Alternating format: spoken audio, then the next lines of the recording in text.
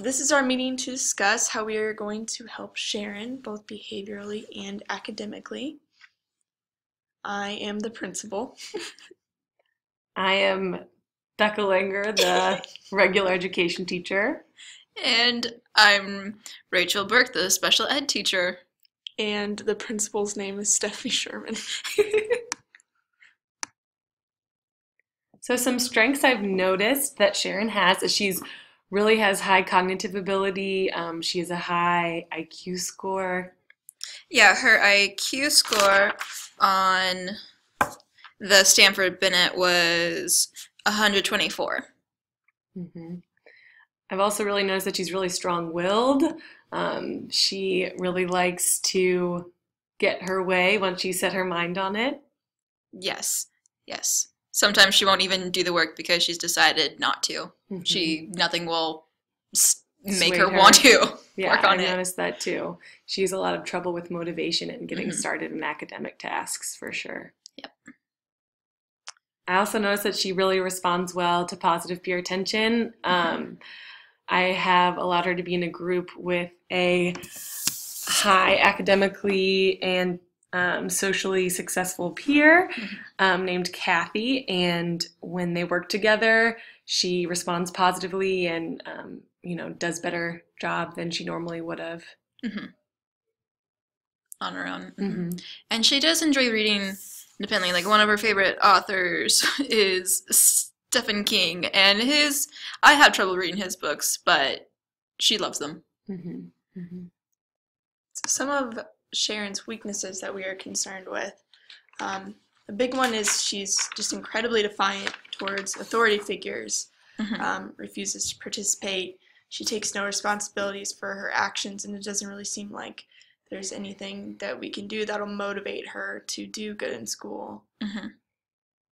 Like the one motivation is the student attention that she gets from the peer. From Kathy. Yeah, from Kathy. Yeah, and even, her parents have expressed that they have tried a lot of things to motivate her. They said that they would give her a car, some things that you would think would normally motivate most of our students, but unfortunately those have not been really motivating for Sharon, and they haven't altered her behavior academically or socially in any way. She still has trouble getting along with her peers, and she still refuses to do the work and participate in any classroom activities. And when she is at school, she's often behind because she's absent so often. So it's becoming quite the issue. Yep. She also recently got in trouble with the law, I know, so that's an issue that we've been having, and it was the only that was the only way we could get her to see the counselor. Yep. So Sharon's current placement, or right now the idea for what it would be, is a self-contained classroom for students with learning disabilities. I believe that she is too disruptive for the other students in the general education classroom, and she's impeding not only her learning but theirs. And so I feel that the best option for her is to put her into a self-contained classroom. I would have to agree with you. I've noticed that in my classroom, her behavior really is distracting to the other students and can cause a lot more harm than good. So I agree with you. But unfortunately, since we have told her that this was the expectation that she was going to change into the resource room after break, she actually ran away and was found in the woods like 15 hours later. So clearly she has apprehension towards this change in placement, and she might not be as successful as we were hoping, considering we did not think that she would respond so negatively. Because that even though she's had poor behavioral issues in the past, the fact that this has escalated to her being missing is something that really concerns me. It's gotten on to the extreme, and with the running away. Yeah. So I think we maybe need to rethink that. And I understand our concerns because, we have other students learning that we're worried about. But we need to maybe refigure this, considering the only thing that is motivating to her is positive peer attention. So we need to kind of alter this placement to be more cognizant of that motivator.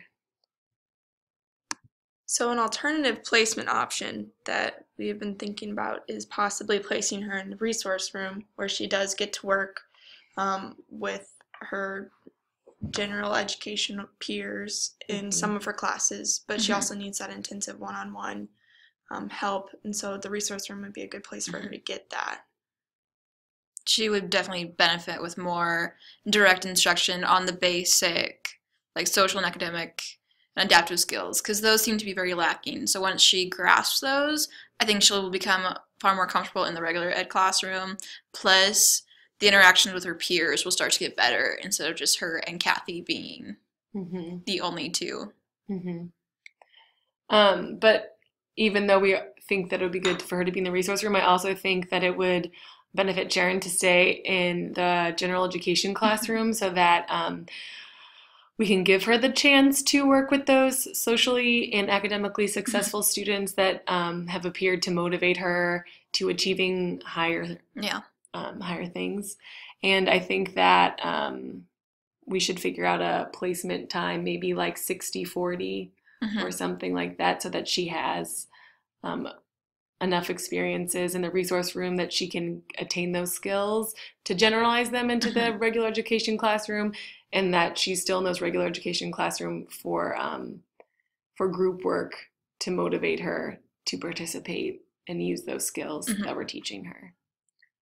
Another possibility that we have come up with is possibly using a mentor student, like somebody who is an A+ or another upperclassman, to aid Sharon in her schoolwork, because she does seem to do better with students she admires academically and socially, and so we think that that is a good option for her.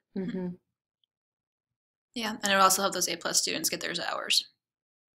So, and this also we're not just focusing on just Kathy. We're getting more kids involved so that Kathy can also focus on other things as well. Yeah, and I mean, even if she was in my classroom, I don't think that I would solely ask her to work with Kathy. I would maybe identify a few students that I know are achieving highly and that Sharon seems to take a liking towards, because we can't burden Kathy with all of that responsibility. She's a student as well.